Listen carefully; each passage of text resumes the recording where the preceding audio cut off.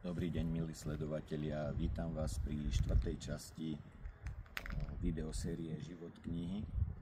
Máme tu teraz také dušičkové obdobie a chodíme na cintorín, kde sa práve teraz nachádzame. Ja by som chcel upozorniť na podnázov tejto mojej knihy, kde veľakrát ľudia vidia v tomto podnázve iba tie posledné dve slova šťastný človek, ale každé slovo v tomto podnázve má svoj význam a takisto aj to slovo na veky. Tu, kde sa nachádzame na cintoríne, toto je iba vlastne prestupná stanica. Vlastne tu je to ten prach, na prach sa obrátiš. Jednoducho telo ostáva tu, ale duša putuje ďalej a to, čo sme tu zachovali, vykonali, sa všetko počíta.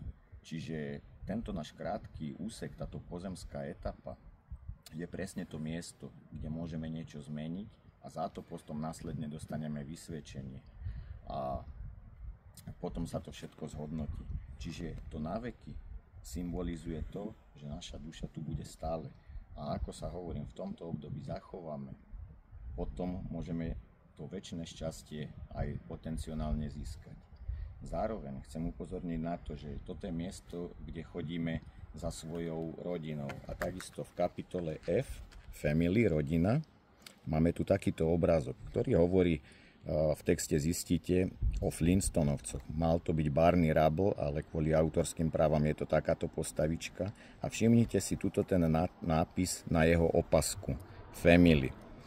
To má skrytý symbol určitý, lebo F znamená father and mother, otec a mama, a I love you, skrátka. Čiže samotné slovo family hovorí o tom, že otec a matka, milujem vás.